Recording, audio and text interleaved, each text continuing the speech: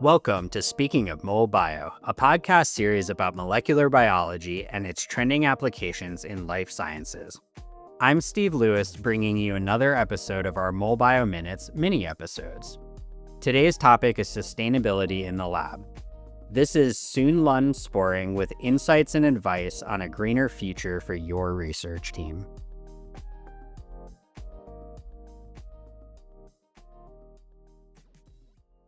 We borrow the world from our children. I am Sune Lund Sporring. I'm a master in chemistry and a PhD in clinical medicine. I work for Thermo Scientific as a research manager within plastics with a special focus on sustainability. Imagine this. You're in the lab, fume hoods whirring, plastics everywhere, and it feels like you're drowning in waste. You can't help but wonder, am I the world's biggest polluter? How do you even start tackling this mess?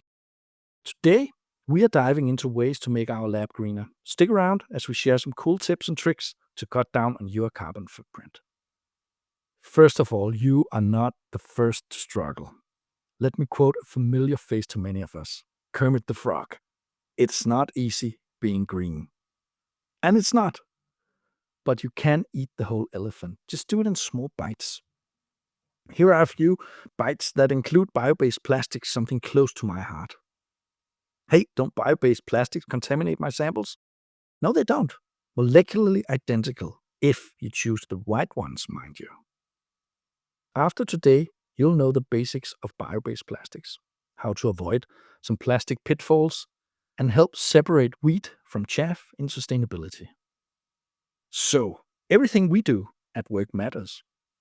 From resource efficiency when shutting the fume hood when we leave, to using sustainable materials. My Green Lab has reported that laboratories are one of the largest energy-consuming sectors in the US. I include a link to a ton of good ideas from My Green Lab on how to reduce our impact as lab scientists. In Thermo Scientific, we take the environment serious. We design for sustainability on both new and existing products. For example, let's look at water baths. A large one uses the same energy as an air conditioning unit every hour. For some applications, using so-called Thermo Fisher Lab armor beads reduce this energy consumption with up to 75%, simply because you're using aluminum pellets instead of water. They don't evaporate. Now, a lot of ideas here today, but please find more on the Greener by Design homepage link provided in the notes. There are a lot of things that can save energy in a laboratory. Some of those are outside our control as scientists, but ventilation, natural light, the placement of a lab can make a huge difference. Just putting a lab on the south side of a building can sometimes use 10 to 20% more energy than on the north side, simply because of cooling. The energy saving from switching one old fume hood to a modern one can be roughly equivalent to the annual energy consumption of about 2 households. This matters. So, as mentioned before, cool innovation is often the most effective answer to our climate problems. And it's time to pull out an elephant. Let's focus on plastics waste for a minute. Estimated 1.8% of global plastics are used in labs. That's 5.5 million tons per year. Strangely enough, the plastic recycle industry considers us as a low volume. So I figured, why not instead accept reality and then design something that in practice have almost no carbon footprint from the get-go? We take a step back. Today, almost all plastic is fossil-based with significant carbon footprints.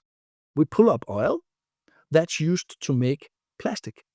Imagine, instead, we made it from waste, such as used cooking oil or waste pulp from the paper industry. Not from crops. That's important. This is what we call first-generation bio-based plastic. They're made from crops. That's what we did 10 years ago. There are all kinds of problems associated with that. Land and water use, fertilizers, pesticides. No. This is from waste. This is the best way to make bio-based plastics. And we call it second-generation feedstock. Carbon footprints drop dramatically. And since we can introduce the feedstock at the very first chemical steps, we can often end up with molecularly identical plastics to the fossil-based. By the way, before we move on, I just want to touch upon bio-based versus biodegradable, because these are not the same. You can have products that are bio-based and biodegradable, or you can have bio-based that are not biodegradable. We just change the raw materials so that we get the same plastic. It doesn't make it biodegradable. For lab plastic, this most of the time doesn't make sense because our plastics are contaminated. So, we have not developed entire new plastics that require a lot of testing first. We just switched the feedstock. No change in chemistry to a change and risk adverse lab or pharma world, and significant carbon reduction. That's the best of two worlds. And fortunately, this is possible. So, how are these plastics used in the lab? Same as old ones, because they're the same. And just to compare, 1 kilogram of fossil based plastics raw material generates maybe 3 kilograms of CO2. It depends on the plastic type. A bio-based generates almost nothing. It was made from CO2 drawn from the atmosphere as opposed to being pumped from the earth. And this is not science fiction. In 2024, Thermo Fisher launched 4 families of bio-based products. I'll focus on one of them, on the PCR plastics. Now, plastics for PCR are notoriously difficult because they need to be inert, thermostable, low binding to DNA.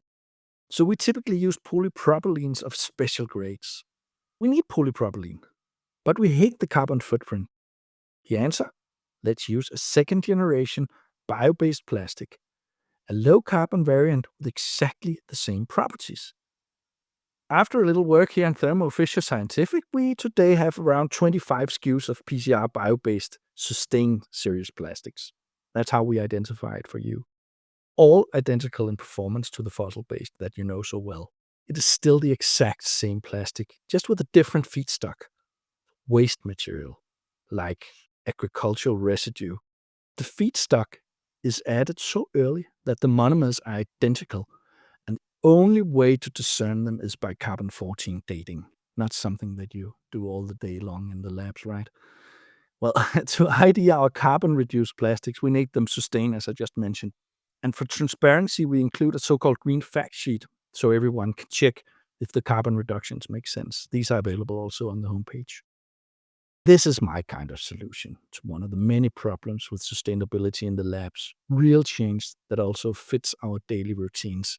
Often this is the difficult combination, right? We can make something that's far more expensive and very difficult to use, and you have to revalidate everything. Not this time. This is something you can just use as it is. It's time for a quick recap. What did we learn today? Labs consume a substantial amount of energy. And while it can be challenging to maintain an overview, we can tackle the problem. We just have to do it step by step. We can adopt greener practices in research. So when you buy new equipment, consider the energy usage and return the old one. Look for innovative solutions like lab armor beads for water baths. Then switch to bio-based plastics if they exist, like for PCR sustained consumables that has a dramatic reduction in carbon. And if you don't see it on the market, if you don't have it, demand it. Use your feet to talk. Show the producers what you want. I included a host of links to statements and references that you can check out if you want to learn more. Thanks for tuning in. Remember, every small step we take towards sustainability makes a difference. If Kermit the Frog can be green, so can you. If you enjoyed this episode, please share it with your colleagues. Let's keep pushing for greener labs together. Until next time, stay curious and stay green. That was Sune Lund Sporring, Senior Manager of R&D at Thermo Fisher Scientific. As always, for these Molbio Minutes episodes, we recommend that you check out the episode notes to find links to the helpful resources that Sune covered today. We'll have another Molbio Minutes mini episode next month, but up before that is a great interview and discussion I had about some amazing science. Stay tuned for that to drop, and until then, cheers and good science. Speaking of Molbio is produced by Matt Ferris, Sarah Briganti, and Matthew Stock.